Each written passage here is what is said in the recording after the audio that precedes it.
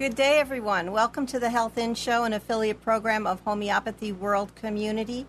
We have returning guest, expert, organic gardener, knower of everything, master homeopath, experienced in life with radiation, spider bites, wounds, you name it, children's ear infections, whatever it is. She has guided people through those crises and even for herself. And we're so thrilled that she is taking her morning to be with us from Pennsylvania. Is that right?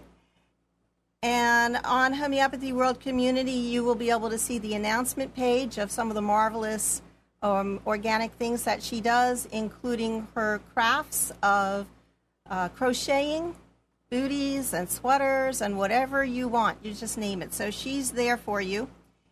She is the mother of 3 sons and of the grandmother of 2 little girls.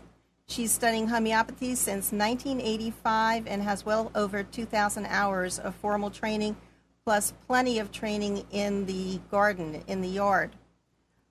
She has fought the foes, and I'm so glad she's here today. If anybody has a question about what to do, any kind of advice, call 919-518-9773 if you're in the United States, by phone or via Skype at computers 2, the number 2, the letter K, voice on Skype. And we are ready to begin. I want to tell everybody, though, that it's important to surround yourself with friends that have a positive attitude, that uplift you, because it makes a big difference in your life. And I know I want to do a shout out to Marilyn Shannon, shout out to Helena Herman, a shout out to Hannah Cutler, and to Phyllis, and to all those, and Amy Page. I'm taking up all your time. Amy That's Page. Okay, go ahead. And a shout out to Dr. Deepak Chopra, who is Sharma. I want to give you a bigger name.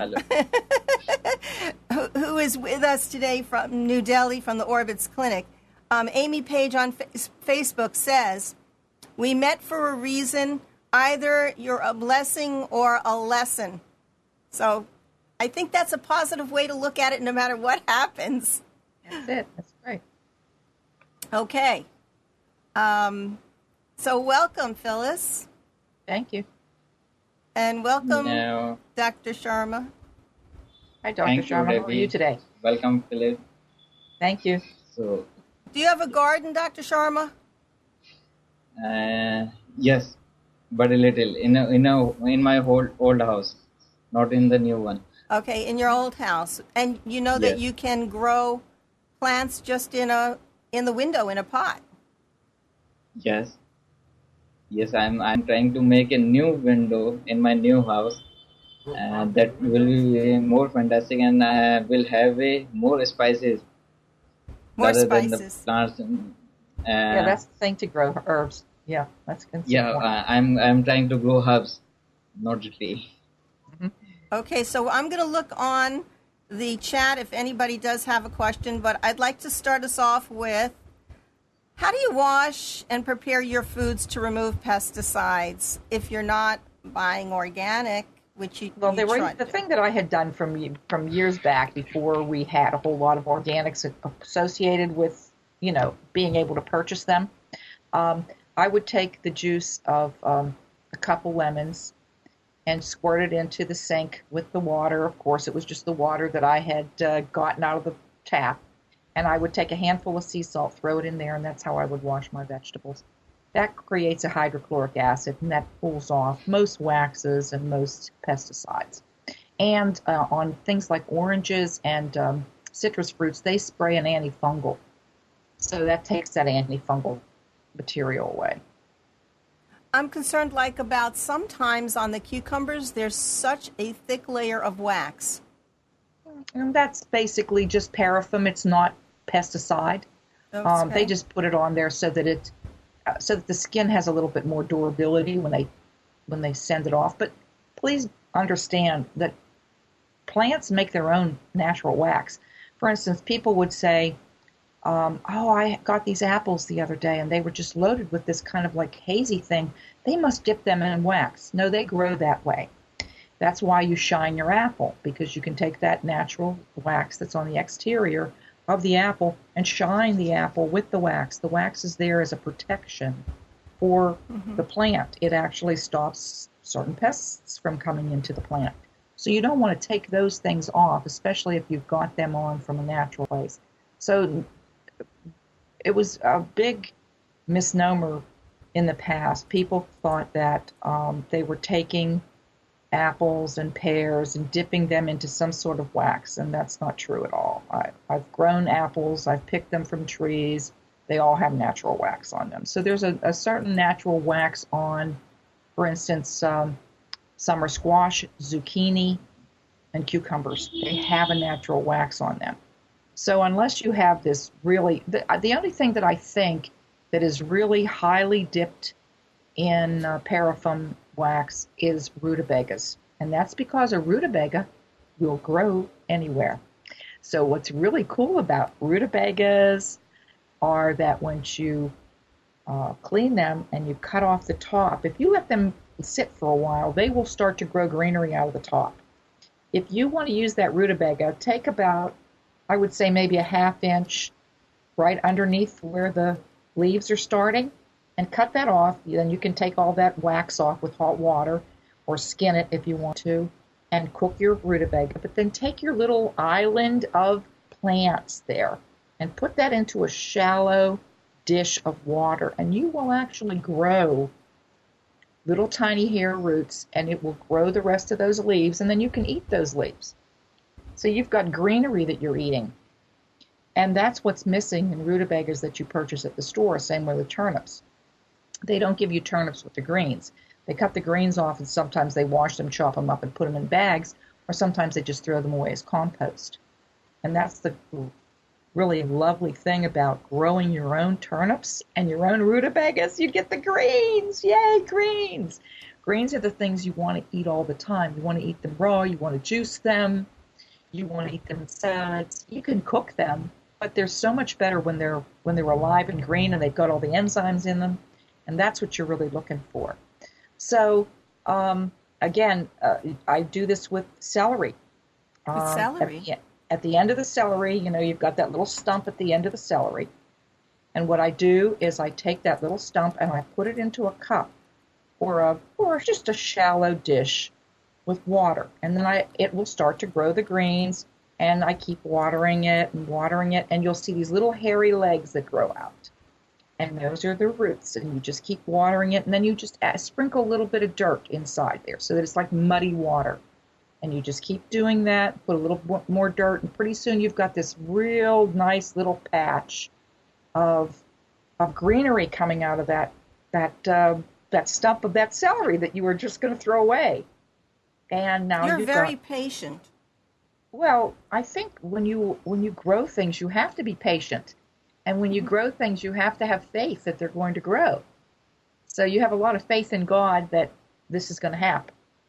And if it doesn't, then you say, well, then that's just compost now.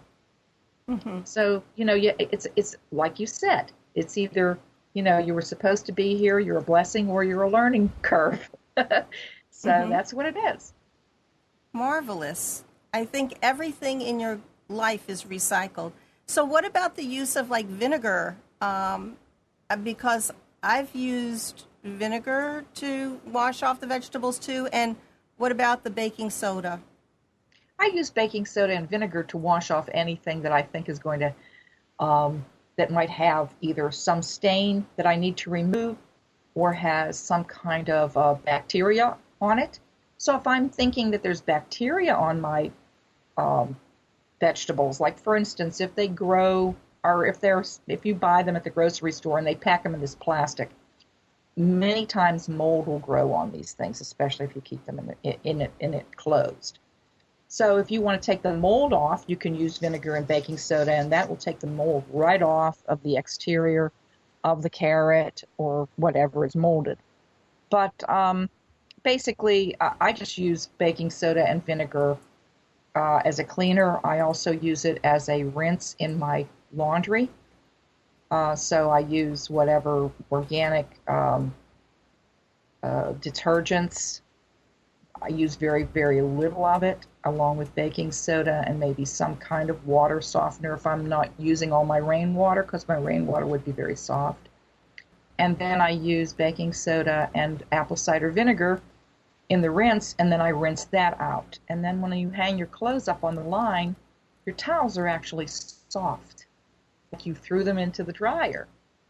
And they have that nice outdoorsy smell. And one of these days you're going to have to come live with me and teach me all of these things. Yeah, you've been telling me this for the last few years when I talk to you. Okay. So you if you cannot take a plant that you get from the store or that you've gotten from you take everything from your garden and regrow it?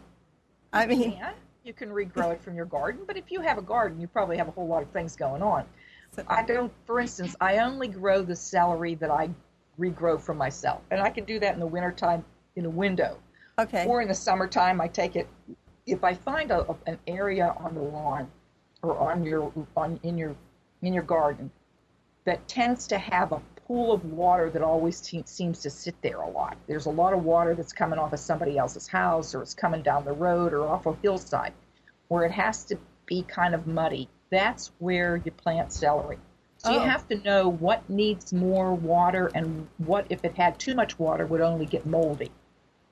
So, for instance, things like squashes, they like water, but they have to have good drainage. Otherwise, they get moldy. Same with cucumbers. But leeks and Jerusalem artichokes and celery like a lot of water, and they can sit in pools of water like a rice paddy almost. Wow. I'll remember that. But we have a lot of trouble with drought here. So, like, I've had to just do a lot of watering, or my husband has done all the watering in the garden. Otherwise, because everything is completely wilted. Right. And basically what you need to do is get yourself a water catchment system. If you have the ability in your state to save your rainwater off your roof, get all your gutters to go into barrels. If you are worried about mosquitoes, then put some sort of netting over the top so that your drain goes down into it and you've got this netting. What Tom has done is been able to purchase empty soy ink blocks. They have these big block containers that the newspaper companies around here use for their soy ink. And they have a 350-gallon capacity. Wow. So he has a couple of them up on stands high so that when he wants to drain them, gravity will drain them out the hoses.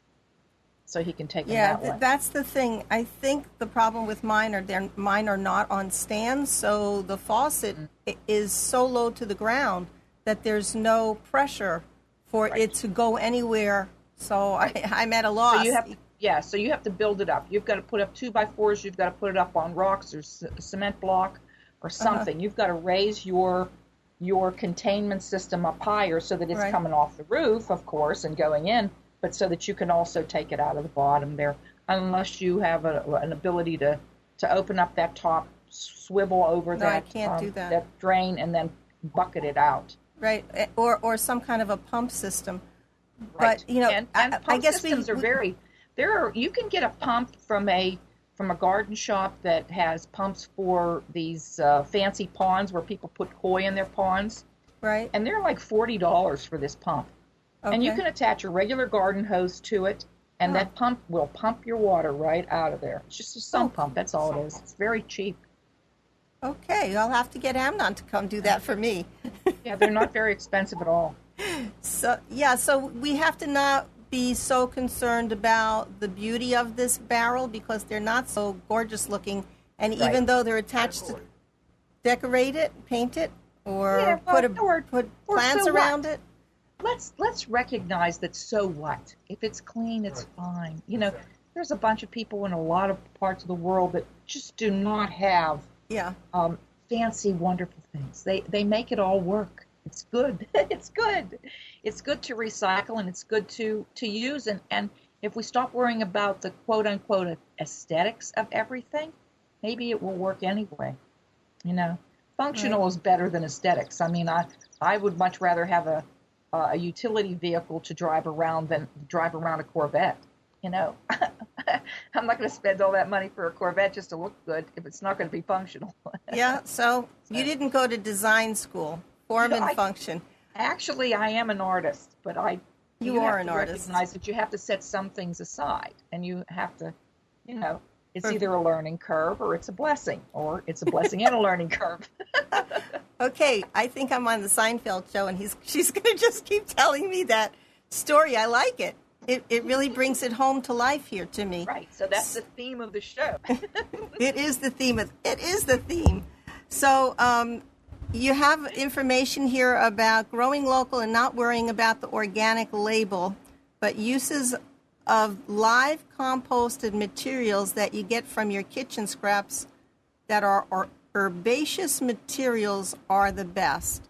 So I think you were going to tell us a little bit more about that composting, which is what you started to teach about last show you were on. Right. What so our great-grandpa... There's somebody on the chat, Salucalover, if I've pronounced it, what our great-grandparents called food. So... Well, basically, maybe she's talking about something called sorrel. Sorrel, yeah, I love that. My mother loves sorrel. There's a lot of different kinds of sorrels, and my grandmother used to call it chow chow. She used to make a chow chow soup, and that was my first experience of eating off the lawn was when I was 3 with my butchie, my grandma. I'm now a butchie, that's what my grandparents or my granddaughters call me as butchie. It's Polish for grandmother. Butchie. So when I was out with my butchie, she would teach me how to get this sorrel, and this particular sorrel is when you eat it, it has like a sour lemony kind of flavor. And she would make a cream soup out of it. And so I learned, like I said, how to eat out of the lawn. She was the one who planted chamomile out the back door, because chamomile was the universal for every headache, bellyache, everything you ever had was chamomile. And it's just a good tasting herb, you know, you can use it for everything. But maybe that's what she was talking about, is the sorrel. There's a lot of different kinds of sorrel. What's the other kind of soup? There's borscht, which is beets. And then my mother had sorrel soup. I'm trying to think of the name of it. But she would eat that also. It was green and tangy and sour. That's what it is, chow chow. And she would put sour cream in it. Right. And chop up cucumbers and scallions and make it kind of tasty for I don't know how many people enjoy it, but it's a refreshing kind of stone soup. You know, whatever you had, you threw in, you know? Remember the story of stone soup? Maybe a stone soup and throw in a potato. Yeah, throw in a turnip and throw in a rutabaga and throw in an onion and have some potatoes. And whatever you have, you threw it in. And it was delicious. Right. Because most of it is cooked with love. So, right, and you understand, too, that if you're out cooking in the wilderness, for instance, and you've got a soup that maybe you don't have a pot that you can actually put over the fire because it might burn, maybe it's just the skin of an animal or some sort of basket.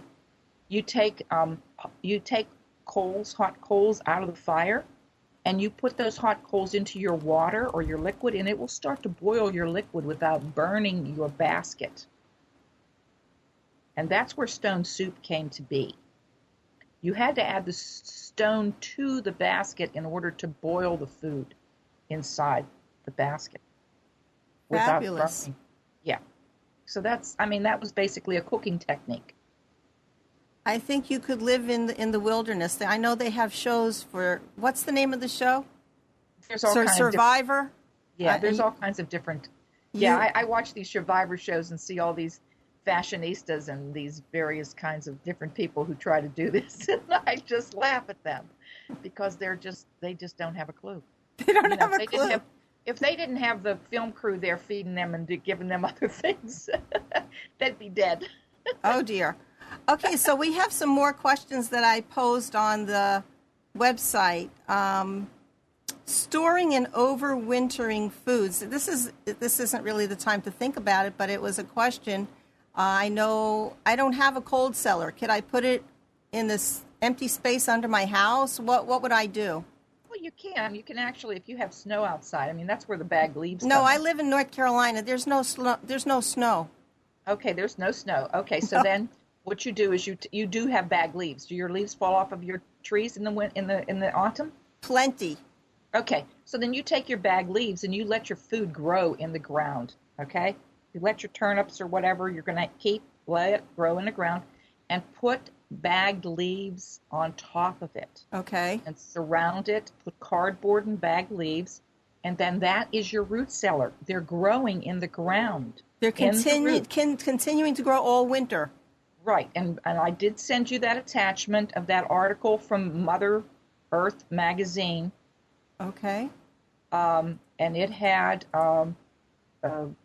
like sketches of doing just that, taking your bagged leaves, and you can do this in the winter areas where we have snow, and it keeps it growing under those bags all winter long, and then you pull out your food and it's still alive. It's not dead. Right. So these are the black plastic bags that we would normally fill with garbage, right? So you're filling them with leaves. Your lawn trash bags, your lawn leaf bags. And you're making like a big mattress. Right. Okay. And then you just lift it up, and lo and behold, you've got your food growing underneath it, and you've got all your worms. Ooh, we're going to talk about worms. Yep. Your worms are your best friends. They are the digestive. They are the intestines of the earth. Okay, they're my best friend. Talk to me a little bit more about worms. Well, are there special worms? Do I need to purchase red worms or what? Or earthworms? You can actually just get them to come. If you put that bag leaf down there, they will basically they will come to you. You don't have to buy them. All the leaves actually that die have little eggs. It's the field of dreams on those leaves. So when you pack them inside that bag in the summertime, when after that bag of leaves is like composted down, you open it up and you see what has composted those leaves are a bunch of worms. So all the worms got to grow, and you nurtured them inside that bag of leaves. And they like to eat the leaves, and then their castings become very healthy loamy soil that you can use. So now you've got a whole bag of potting soil that you have just made from all those leaves. And people will say, oh, they're very acidic. Well, once the worms get in there, they change that acidicness and balance out and put in the more alkaline attitude to it. So you can't have too many worms. And I made a joke with Amna, and I said, the field of dreams, if you build it, they will come. And that's so right. Let's have an army of worms in our yard. Should not take, plowing a field or taking a rototiller actually chews up your worms. And you really don't want to do that. It would be best if you just made your soil loamy enough by using these bag leaves to make it so moist that you can just stick in a potato fork, like a pitchfork with wide tines, and just break up that soil, and then take your grass and turn it upside down, shake off as much grass or as much dirt as you can from the grass. Sorry, I'm wiggling. And then just turn that upside down in another pile, and it will eventually turn into nice loamy soil. Yeah. So you can take, or let's say that you want a whole patch of your lawn to become your. I'm asking all these questions because North Carolina, we live in a state that's composed of red clay. Right. So you need a lot of Jerusalem artichokes and a lot of dandelions. Dandelions. Because worms will grow around them because those are two plants that just break up the soil very well. And the worms will come and live among all of that, break it up even more, and give you nice loamy soil. Okay. And that's what you're looking for. Your leaves will make your loamy topsoil. That's what you're looking for. So gather all your leaves. And you have to do it every year. Every year you have to add more and more because it compacts down to just a very thin topsoil But if layer. you would do this over and over and over again, you'd be amazed how much you would have 18 inches of topsoil in no time at all. In 3 years, you'd have 18 inches of topsoil. Wow, that sounds good. Okay, should we talk about pests in the garden? Okay.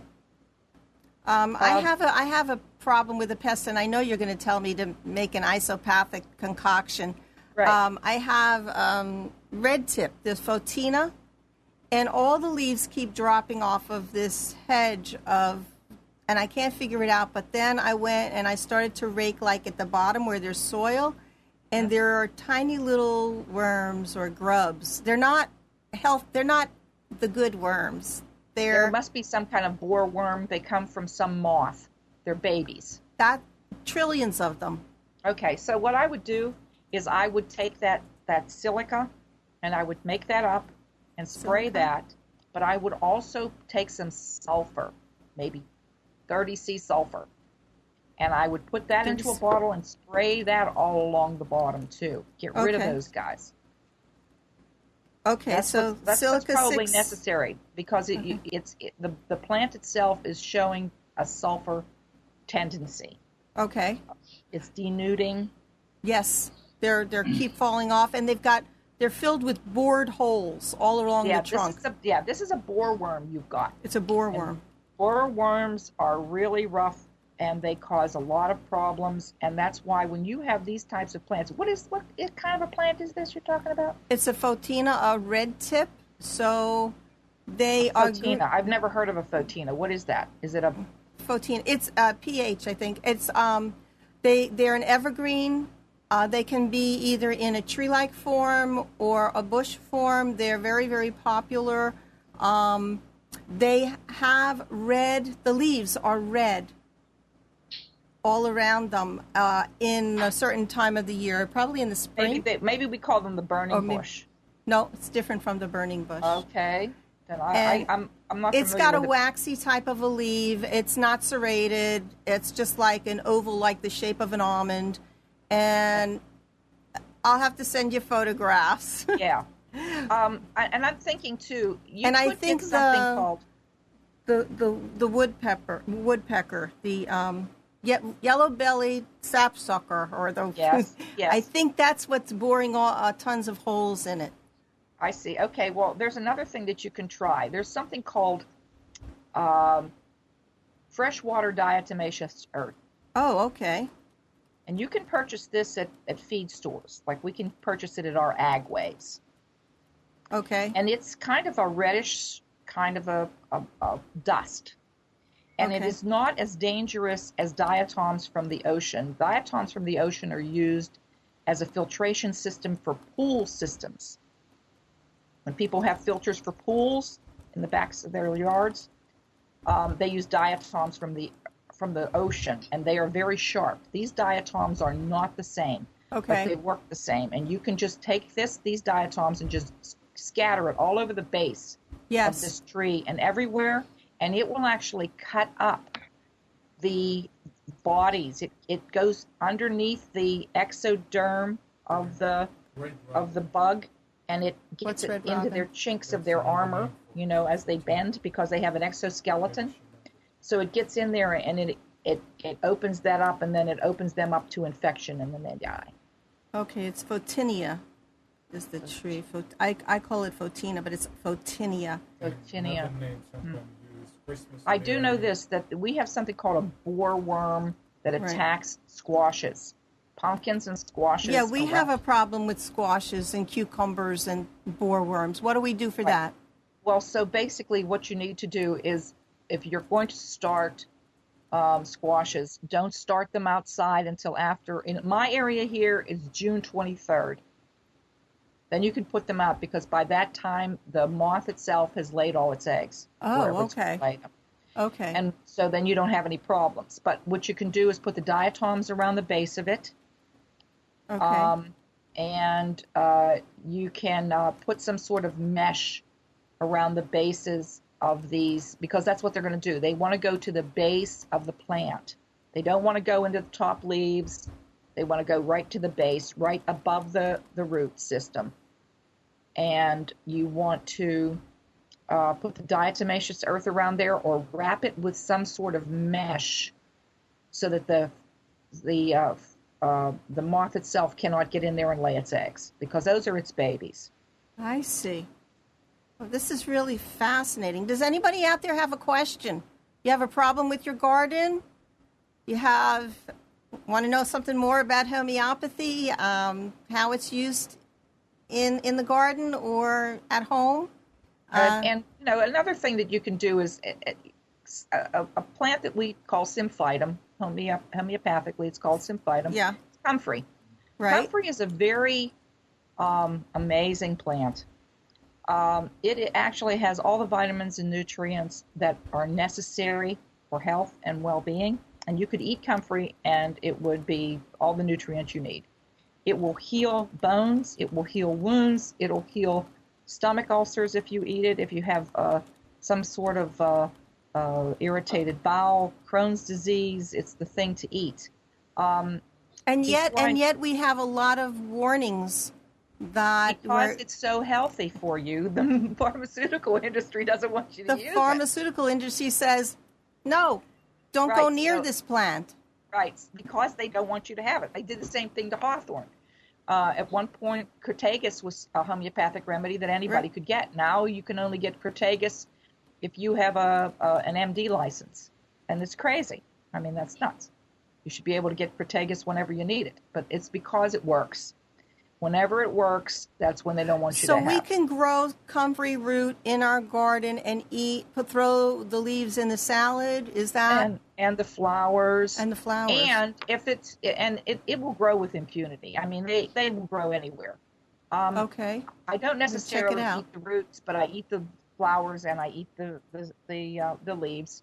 And you can take it, and what Tom will do is when it gets really, really big and really high, he just cuts it and then lays it on other plants. And so it keeps the moisture into those plants around their base, and it also turns into compost. Uh-huh. So here you get more loamy soil. And your roots will keep on growing, and they just continue to go everywhere.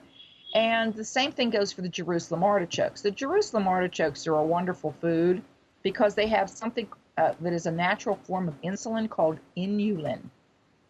Inulin? Inulin will lower your blood sugar just the way insulin does. So eating it, especially if you have problems with diabetes or pre-diabetic, or have problems with hypoglycemia, this is a very good herb or very good root to eat. Which one are you talking about? The Jerusalem artichokes. Oh, okay. And they're very beautiful plants, and you can actually grow them as like, they don't get as high as bamboo. They'll grow 12 feet tall. And they have these beautiful flowers that here in Pennsylvania open up in September. So they're the last of the flowers that open up. But they're these very tall, beautiful plants that you can use as a hedgerow. I mean, you cannot see through them once they start to grow. And they grow very quickly, and they break up the soil very nicely. So if you have a lot of clay soil, if you put them in there, you break them up, and you invite your worms in, and lo and behold, you have loamy soil. After 3 years of those being planted, and you dig up all those Jerusalem artichokes, and you will get bushels of Jerusalem artichokes out of the ground. And that soil that's left is so very loamy and so tillable. It's amazing. It's beautiful. It'll grow all sorts of things. So if anybody out there has a question, you can put it on the chat, or you could call us at 919-518-9773 or at Computers 2K Voice. I have another question from my garden. I have a fig tree, a beautiful fig tree, and one of the branches is so low to the ground that it was going into my path. So it started, and I did chop it. But the thing is, what I tried to do, and this is questionable, I don't know if you have the knowledge about this, I tried to do a layer.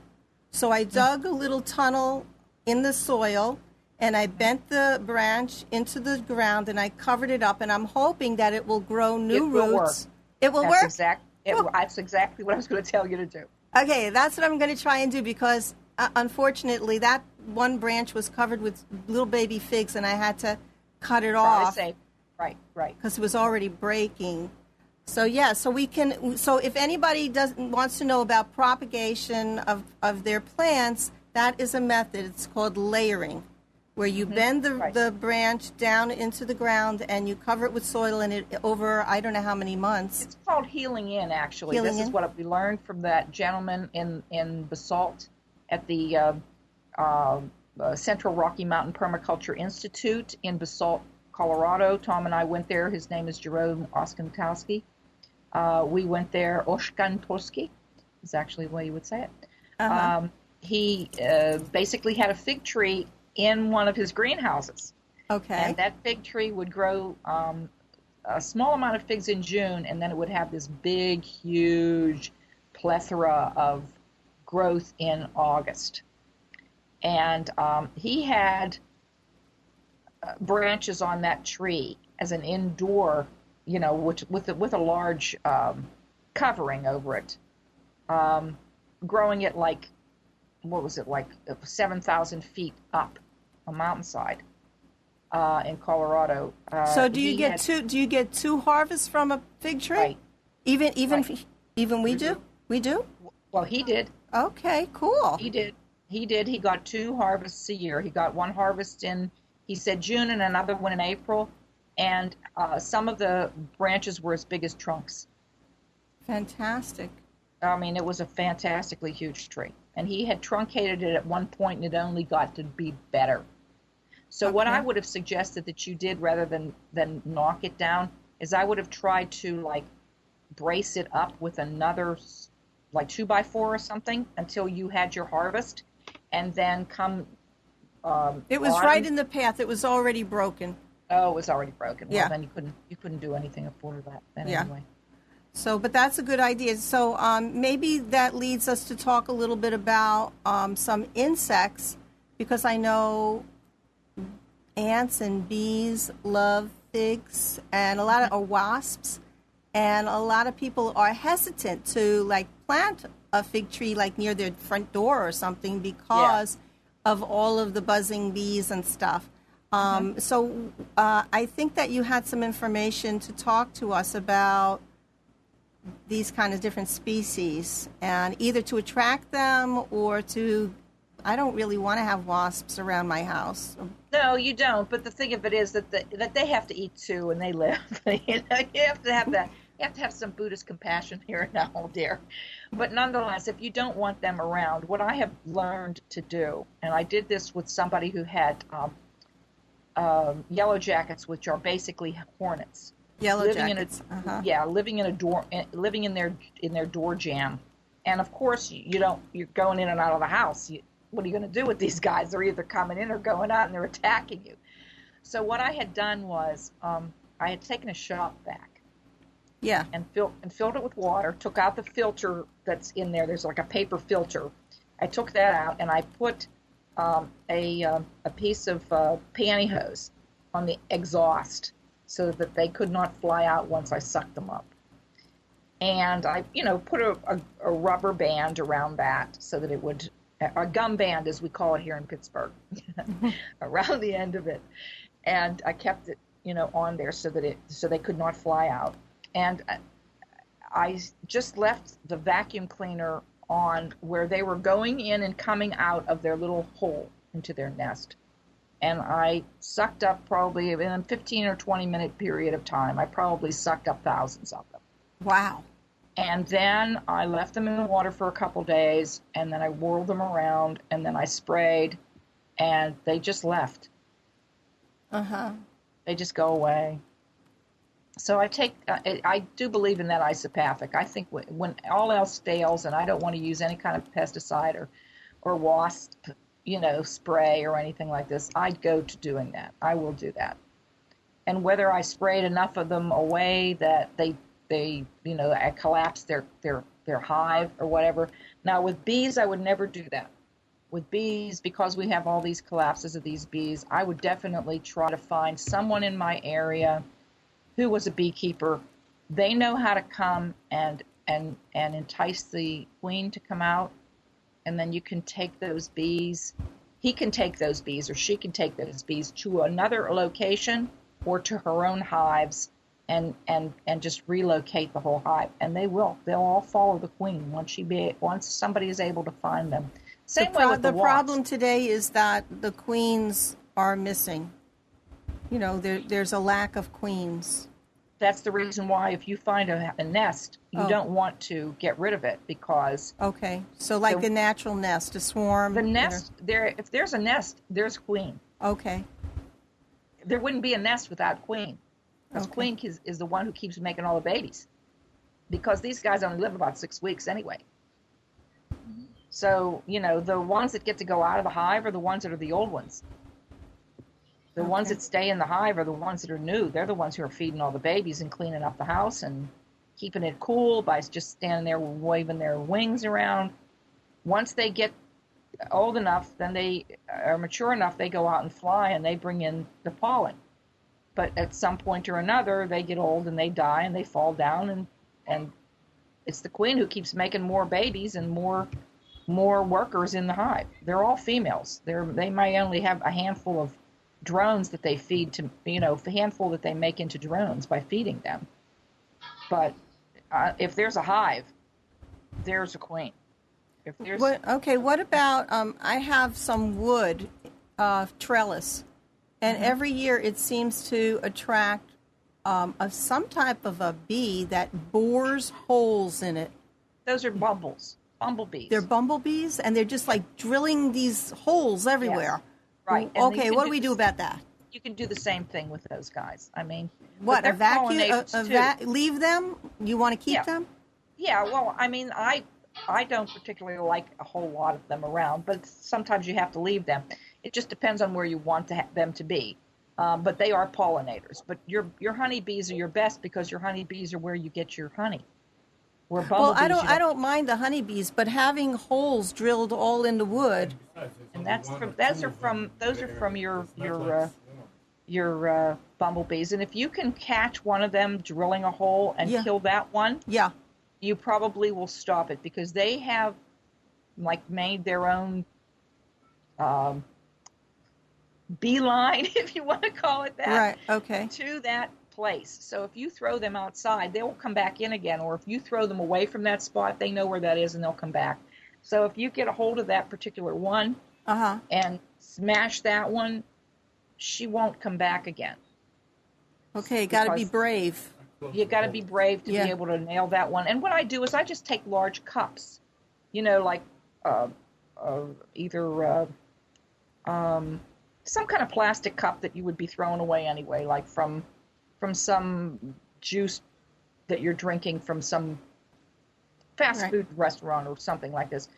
Yeah, and I just hold it over there and grab a hold of them, and then I maybe will slide some kind of a lid over top of it so I can capture them. Credit card. Or something. You know, something I'm going to close that whole cup over so that I can take them outside somewhere. And then smash them. And then smash them, you know, or if they're in the house or wherever I'm at. So I try to get a hold of them in some way or another. You can just put her inside there and let her suffocate. I mean, you can do that too. I mean, doesn't sound nice. No, it doesn't sound nice. So... There's nothing. But if that's what you want to do, I mean, at least you're not exposing yourself or the environment to pesticides. That's right. That's important. Very, very important. You're culling that particular animal, but you're not causing everybody else to die in the meantime. Who else wants to learn about growing really delicious tomatoes? I want to know any secret you have so that we don't have tomato rot or some other problem. Sometimes the flowers drop off or something. Oh, flowers are dropping off, and you either don't have enough water in your soil or you have too much. Saving cardboard and then taking and cutting the cardboard out and just putting it around the plant. Okay, so that you just have this piece of board cut so that the plant can grow out here, and it will keep the moisture in the ground, and you maintain that cardboard on there. But to feed tomatoes, many tomatoes like Epsom salts, magnesium sulfate. Epsom salts. But do you Epsom do that? salts, if you put that dry down, it might actually burn it. So you're best off just to make yourself a soup of it and just ladle it on your plants periodically. And that will definitely make them feel much better. Again, spraying them with the silica will also sweeten up your plants. Okay, so when you say spray with silica 6X diluted in water, do you say actually spray the leaves or spray the soil or the stem? Everything. Just spray the whole thing. Spray it up and down and all around. Okay, right. Great. And what about magnesium sulfate? Magnesium sulfate is Epsom salts, and so if you want to put Epsom salts on them, don't just sprinkle the Epsom salts around the ground and think that the water is just going to disperse it. Just actually mix it up like a soup in a bucket, and then ladle it onto each plant individually, or give it a little shot of it along with some water to drink, so that it disperses it through and doesn't burn them. And using that fresh water diatoms around the base will get rid of your other tomato pests as well. I have a lot of work to do in the garden after this show. You also have knowledge about the planets and the stars. And I have read that you said silica is a Saturn remedy, and Saturn is an evening after sundown time of the day. What do you mean by that? Well, I mean, basically, people have recognized that when you need silica on your plants, if you spray it on, you should spray it between at sundown, like between 8:30 and 9:30 or 10 o'clock. And silica, or Saturn time, silica is a Saturn remedy. And it deals with your structure, it deals with calcium and silicate buildup in your teeth, your enamel, your structure of your body, your skin. And so it also corresponds with the fact that if you're going to use silica on your plants, it's best to use it between 8:30 and midnight. So when you go out, so don't do it in the morning. How you define a dose? What is the question? How you define the dose and how many pills you are dissolving in how much of water? How many pellets? I don't know. It's a 6. It depends. If it's a quart, I would probably put in 3 pellets. It's up to you, really. Because it's a 6X, it has some silica in it. We know that as homeopaths, that there is some property of the actual silica in the container, in each of the pellets. But yeah, there you go. And so you're actually using it as a mineral. You're not using it as a homeopathic. Now, we can't use it as a homeopathic, but we're using it as a mineral. So I would use several in a quart spray container. If I have one of those bigger sprays, like those pumper sprays that you see people spraying Roundup around, they use these backpacks. I mean, you would probably put a lot of pellets in that. And melt them up in distilled water and just spray them. Take and pump them and spray them all over your plants. We'll have to do a whole show about that Monsanto company. Yeah. that Monsanto is like a thorn in my side. A thorn in a lot of people's sides. I know a lot of people who are really going wild over the fact that they have got this lobby and this law now that they have this impunity to not be labeled as genetically modified foods. I mean, everyone's eating all these genetically modified foods. It used to be like the mainstay of everyone's diets, and now we can't eat them. And Japan said put a ban. Big news. Suspends the use of the U.S. wheat imports after genetically modified crops found on a farm in Oregon. Right. So read the news. The rest of the world knows what's happening and is taking safety precautions. So Amnon has a question. He got a message from an aunt saying that eggplant can be helpful to eliminate cancer. Is this?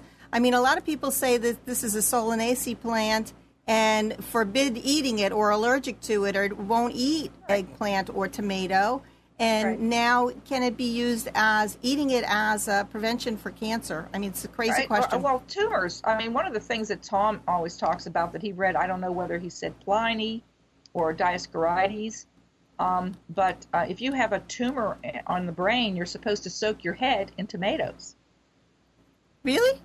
Yeah. How do you do that? How do you soak your head in tomatoes? I guess you just get yourself a bowl and soak your head and, lay your head down in that bowl of tomatoes and, prop yourself up. I don't know. But nonetheless, it's an ancient method, and I would think, I know that in the Bible it talks about figs. What does it say in the Bible about figs? Using it to break open abscesses. Is this homeopathic as well? Do we have all of these reports and documentation? Are figs, I know tomatoes are. Dr. Sharma, we're going to call you. You there? What's the homeopathic remedy tomato? I know. Are you there with us? Lycopus? Yes, I'm here. Yeah, lycopus. So is this used as a homeopathic remedy addressing cancer or tumors or growths? Yes, It is. definitely. Why not? Yes, why not? And the basic remedy is hydrastis. Hydrastis. Yes, it's also a plant remedy, and And we are fig? using in the mother tinctures to reduce the pain, and we are using the silica in 30x. That is a specific potency, very rarely available. The carcinosin is also a good remedy, and Right. maximum the plant remedies are working in the cancer growth. Right. And there is Tinus Smits. I don't know if you know who Yes. Tinus Smits is. Mhm. He had come up with provings and some clinical work on carcinosinum cum cuprum. They took carcinosinum or carcinogenic or some kind of tumor pus or whatever, mix that with copper, and it's very good for a lot of emotional issues associated with the carcinosinum picture. There's also what he was mentioning, Well, I wonder hydrastis, which is golden seal. Yeah, hydrastis golden seal. Golden seal has been used, a lot. But getting back to the eggplant, Right. Eggplant is a highly allergic food, as Yeah. is mango. Yeah. Um, It's fine for me, but we love eggplant. Yeah, I love eggplant too, but I can only eat so much of it. It will Right. actually cause me to have hives on the inside of my palate, and I'm sure it just causes hives the whole way down my intestinal tract. Okay, we have a So, question. Go ahead. We have a but- question here from Dr. Kul Bushan about carcinosin, and maybe he's asking about the carcinosin cuprum. Remember, everything that we talk about is, I want to say, entertainment, educational. And if you have a real health issue, you must see your healthcare provider and your physician. Okay, so Kavith is asking again about the potencies mixed. Carcinosin cuprum is the same as if it was like magnesium sulf, or it's not two separate remedies. Is that correct? It's a combination remedy We have combination remedies that actually have provings, that have proven. such as ferrum phos, magnesium sulfate,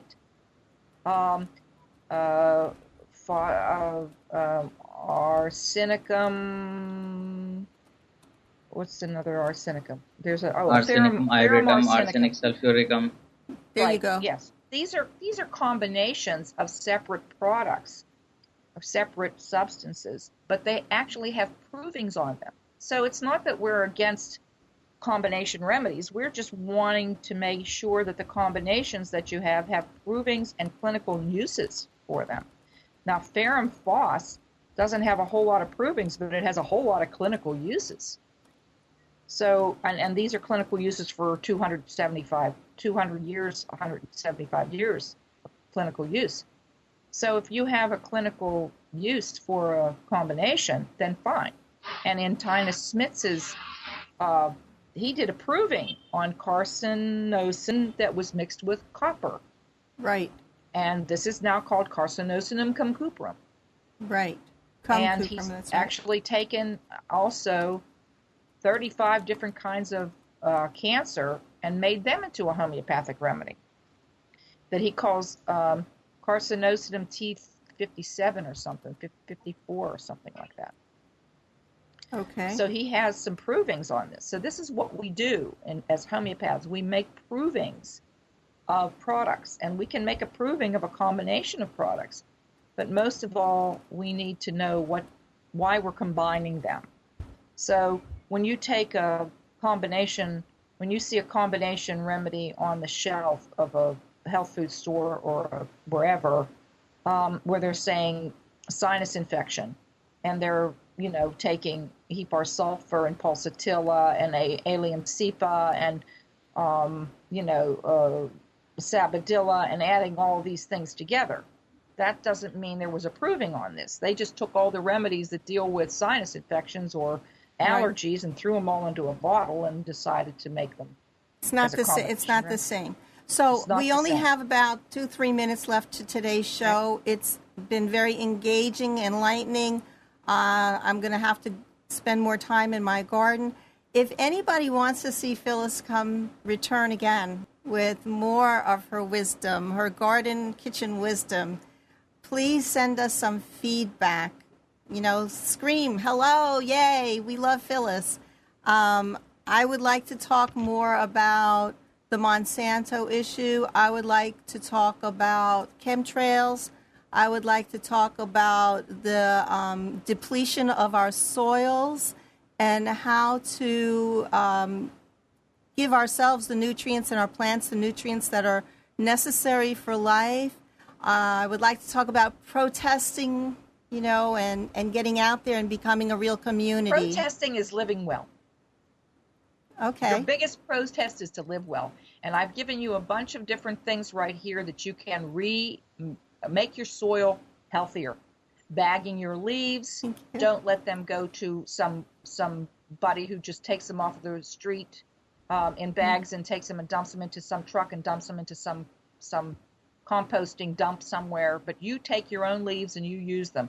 Gather them from your neighbors if they don't want them. You use them. Okay. That's going to your worms, bringing worms in. Allowing dandelions to grow. That's going to make good soil for you. And you can make a daisy. You can make a dandelion chain and put it in your hair. So you can take them and pull them up out of the ground in the springtime, and juice them and drink them as the best wheatgrass shot you've ever drank. You mean the roots of the dandelion? I take the whole dandelion, the roots, the leaves, the flower. I just run it through the juicer and drink it like a shot. Okay, we're going to do a show on juicing in the future, something that I really, really love, and I'm doing a lot of it every day. I'm doing juicing now, green juice and whole. It would be also nice to do a show on the wonders of the remedy Ferrum phosphoricum, which is that remedy is fabulous. Thank you. Okay, iron phosphate. It's amazing. Well, we love you, Phyllis, and we love all of our listeners who have tuned in, who have shared this channel with your friends, your neighbors, because, you came here, just one of these tips would have been enough to come and tune in. And if you touch somebody's life, it makes a big difference. I'm going to repeat our Seinfeld. We met for a reason. Either you're a blessing or a lesson, and you are both, Phyllis. Thank you. And you are both, Amnon and Dr. Oh, yes. Sharma. Thank you, Dr. Sharma. I appreciate you being here. Thank you very much. Thank you, Phyllis. She's namaste to you and telling you you filled in all of the missing links on homeopathic remedies. And to all of our friends out there, Kavitha Kukunor, Dr. Kubashan, Dr. Wikar, and everybody else out there, Amy Page. Yay, I love your sayings on Facebook. Giza, who is a special gardener unto herself. So, next week, do I know what I'm doing next week? I will look it up on the I just live day by day. I'll tell you what. And we should all do this. We should all live day by day.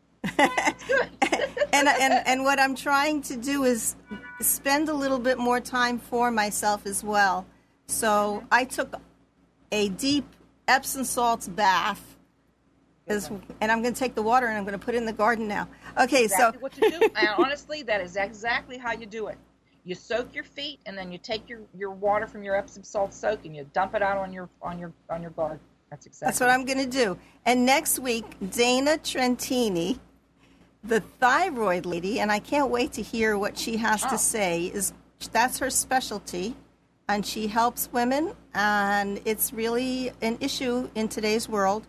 Can't wait to hear what she has to say. All the radiation that we have, that's killing us.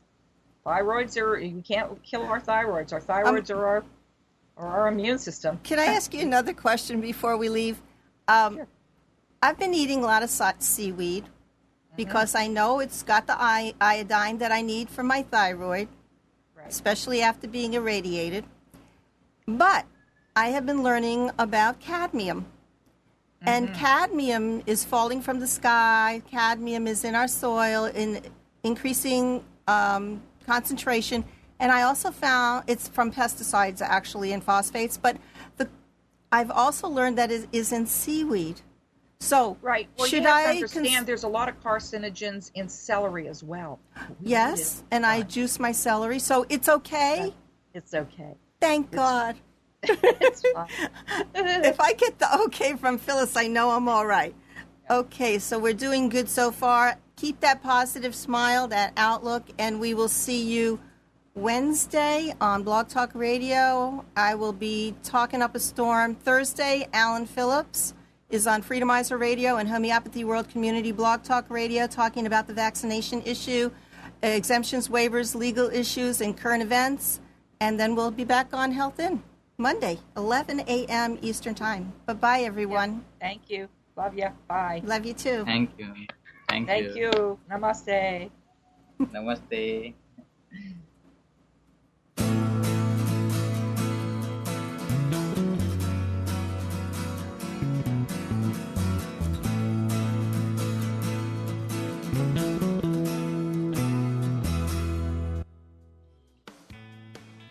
You are tuned to the Nissan Communications Network. Our weekly lineup of call-in programs includes Computers 2K Now with Amnon Nissan, Sundays 9 a.m. till noon. Carrie's Psychic Cafe with Carrie Silkowski, Sundays 8 till 9 p.m. Health In with Debbie Bruck, Mondays 11 a.m. till noon. Breaking Free with Marilyn Shannon, Mondays 8 till 9 p.m. Reawaken Your Brilliance with Julie Seibert, Wednesdays 9 till 10 p.m. And if you tuned in too late, you can always watch each program in its entirety or download an MP3 audio file of it at www.nissancommunications.com. Sponsored by thatvidblasterguy.com, carolinaapparel.com, and deltaforce.net.